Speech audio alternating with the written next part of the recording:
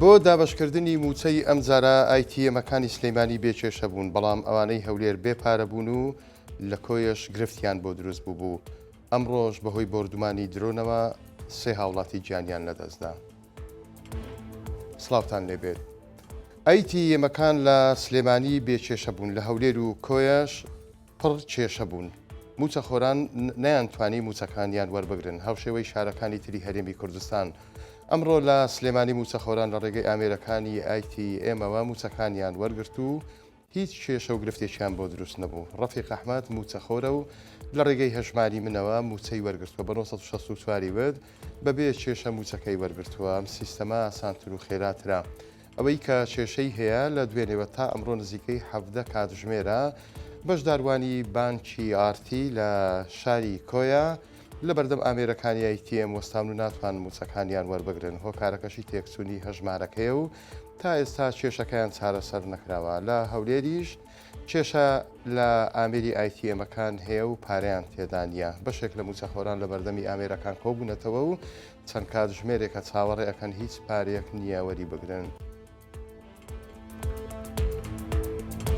دیسانەوە فڕۆکەی بێفڕۆکەوان و درۆن کەتنی خۆیان نایەوە. ئەم جارە لە شارباژۆر و بە هەمان شێوەی دوێنێ سێ کەس بەهۆیەوە گیانیان لەدەستداوە. لە بردومانەکە کە لە گوندی هەرمێڵە و لە ناحیەی زەڵانی شارباژێر ئەنجامدراوە، دانیشتوێکی گوندەکە بە مەرجی ناونەهێنانی بە 1964 ود درۆن بۆ و بردومانی ئۆتۆمبیلێکی جۆری بیکاپی کردووە.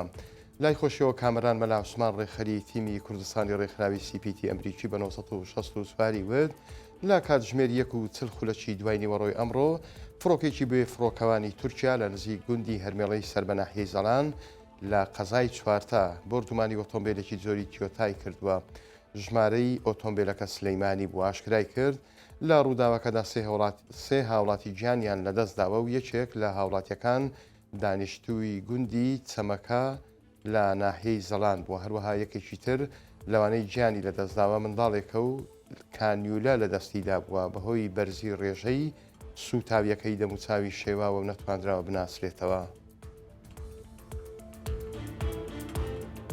دێوەزمەی تەواو نەبوونی ڕێگای کەلار بۆ دەربەندی خان خەریکە کۆتایی پێدێت و بە قسەی بەرپرسانی ئیدارەی ناوچەکە تا کۆتایی ئەم ساڵ پرۆژەی ڕێگا دووسایی دەکە تەواو ئەبێت. سۆمان ئەحمەد وتەبێژی ئیدارەی سربەخۆی گەرمیان بە 1964 ود چەند لادانێکی کاتیلا سەر ڕێگای کەلار دەربەندی خان هەیە کە خۆڵن.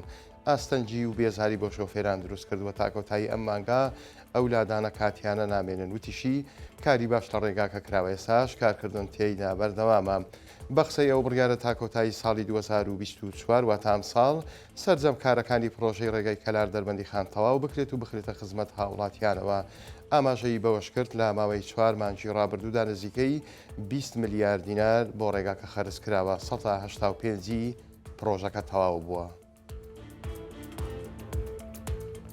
ئەمڕۆ لە پای ماندوو بوون و سڵنەکردنەوە لە ئاگر و ئەرکەکەیان زانکۆی ئەربیلی نێودەوڵەتی خەڵاتی ڕێزێنانی بەخشی بە ژمارەیەک لە کارمەندی بەرگری شارستانی با بەشداری تیمەکانی بەرگری شارستانی پارێزگاری هەولێر و چەند کەسایەتیەک لە مەراسیمێکی ڕێز لێناندا لەلایەن زانکۆی ئەربیلی نێودەوڵەتی بۆ تیمەکانی بەرگری شارستانی هەولێر بەڕێوەچوو.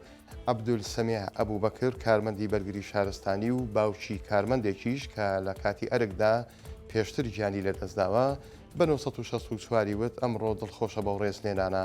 ئەو هەستێکی جیاوازی هەیە چونکە 4 ساڵ لەمەوبەر کوڕەکەی کە کارمەندی بەرگری شارستانی بووە لە کاتی ئەرکدا بە دووکەڵی ئاگرێک گیانی لەدەستداوە. بۆیە ئەو لە ئەرکەکەی بەردەوام ئەبێت تا بتوانێت خزمەت ئەکات.